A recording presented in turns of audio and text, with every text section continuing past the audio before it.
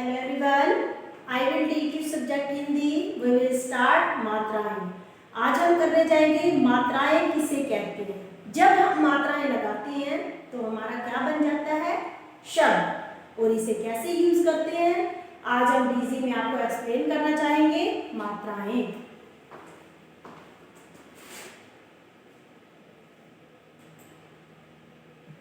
मुख्य पृष्ठ. बच्चों, आज हम मात्राओं के बारे में पढ़ेंगे. अध्यापक, ये मात्राएं क्या होती हैं?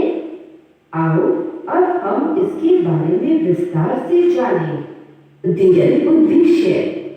इस अध्याय को पूरा करने के पश्चात आप जानेंगे कि मात्राएं क्या है, शब्द क्या है, वाक्य क्या है. मात्राएं क्या है? मात्राएं क्या है?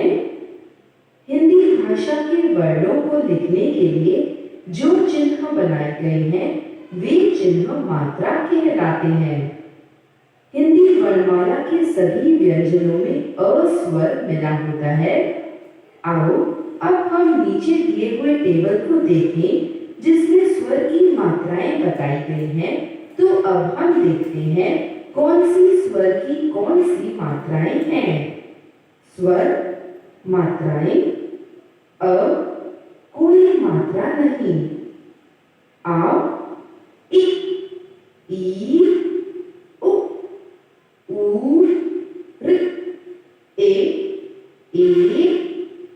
ओ, औ. अब हम व्यंजन को मात्राओं के साथ जोड़ेंगे और उनसे शब्दों का निर्माण करेंगे.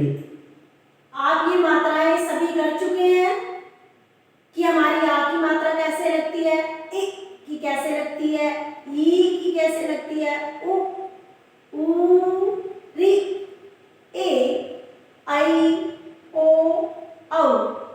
आपने ये मात्राएं लगाई हुई हैं. उसके बाद आपका शब्द बनाया जाता है. Like this. व्यंजन मात्रा के साथ शब्द. क जमा अ बराबर क. कम. क जमा आ बराबर का. काम. क जमा इ बराबर कि. कितना. क जमा ई बराबर की. कील. क जमा उ बराबर कु. कुल. क जमा ऊ बराबर कू. कूल. क जमा ऋ बराबर कृ. कृपा. क जमा ए बराबर के. केला. क जमा आई बराबर कई. कैसा.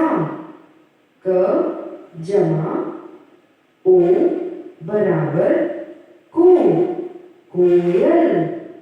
क जमा औ बराबर कौ. कौवा.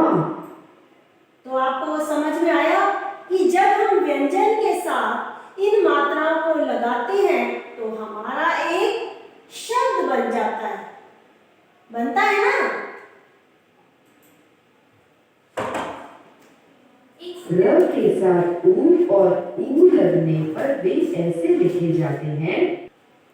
तो समझ में आया आपको कि कैसे ये व्यंजन के साथ लगकर मात्रा जो है वो शब्द में बदल जाती है.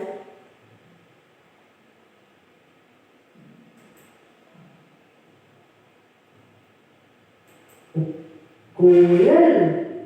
क जमा औ बराबर कौ. कौवा. र के साथ ऊ और ऊ लगने पर वे ऐसे लिखे जाते हैं. र जमा उ बराबर रु. र जमा ऊ बराबर रु। र के साथ ऊ या ऊ की मात्रा र के पेट में लगती है, उसकी पूंछ में नहीं लगाई जाती। शब्द क्या है? वर्णों की सहायता से हम बहुत से शब्द बना सकते हैं, लेकिन सही शब्द वही होते हैं जिनका कोई अर्थ होता है। जैसे घो जमा ड़ा घोड़ा, ड़ा जमा घो डाघो। इस शब्द का कोई अर्थ नहीं है। इसी तरह न जमा म जमा क बराबर नमक शब्द है, लेकिन क जमा म जमा न बराबर कमल कोई शब्द नहीं है। तो बच्चों, हर शब्द को लिखने के लिए वर्णों का सही जगह पर प्रयोग करना चाहिए। वाक्य क्या है? बच्चों, आपने शब्दों के बारे में जाना कि वर्णों के मेल से शब्द बनते हैं। ठीक इसी तरह शब्दों के मेल से वाक्य बनते हैं। जैसे यहाँ कुछ शब्द दिए गए हैं। बच्चा पढ़ किताब है रहा। यदि हम इन सभी शब्दों को मिलाकर एक जगह रख देंगे तो वह वाक्य नहीं कहलाएगा। बच्चा पढ़ किताब है रहा। लेकिन जब हम इन्हीं शब्दों को सही क्रम में लगाकर एक साथ लिखेंगे तो वह सार्थक वाक्य बन जाएगा। बच्चा किताब पढ़ रहा है। हम आपसी बातचीत में वाक्यों का प्रयोग करते हैं। इन्हीं वाक्यों से भाषा स्वर तथा व्यंजनों के मेल से शब्द बनते हैं। स्वर की मात्राएं हैं। शब्दों के मेल से वाक्य बनते हैं। वाक्यों के मेल से भाषा बनती है। ठीक है बेटा, समझ में आया? अगर हम सही शब्द नहीं लगाएंगे तो क्या होगा? वो वाक्य नहीं बन पाएगा। स्वर तथा व्यंजनों के मेल से ही शब्द बनते हैं और स्वर की ही मात्राएं हैं। शब्दों के मेल से ही वाक्य बनते हैं और वाक्यों के मेल से ही भाषा बनती है।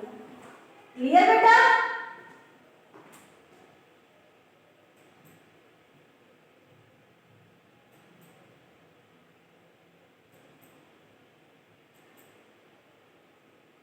मिलान करें। जैसा कि हमारे पास दिया हुआ है, चित्र देकर सही मिलान करें। लड़का,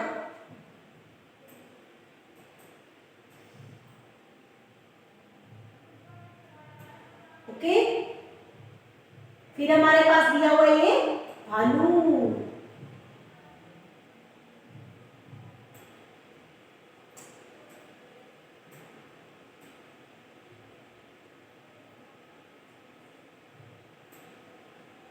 ठीक है। फिर ये हमारा क्या है? बतख।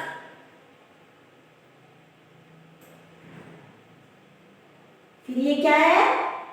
आम।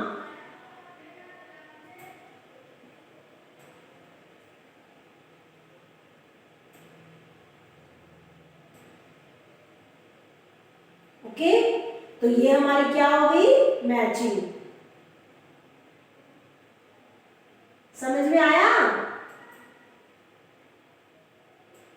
कि हमने कैसे मिलान किया, कैसे मात्राएं की, कैसे स्वर यूज हुए इसमें, कैसे व्यंजन हुए और कैसे हम इसको मात्रा लगाकर इन अक्षरों को अपनी एक शब्द बनाते हैं और शब्द से हमारे वाक्य बनते हैं। वाक्य जैसे हम कोई लाइन लिखना चाहते हैं, अगर हम उस लाइन को गलत लिखेंगे तो वो हमारी लाइन पढ़ी नहीं जाएगी हमारे से, जैसा कि इसमें बताया गया था। तो जब लाइन को, सही शब्द को सही जगह लगाएंगे तब हमारा वाक्य कंप्लीट होगा। ओके, तो आज हमने क्या किया, मात्राएं। Complete your work.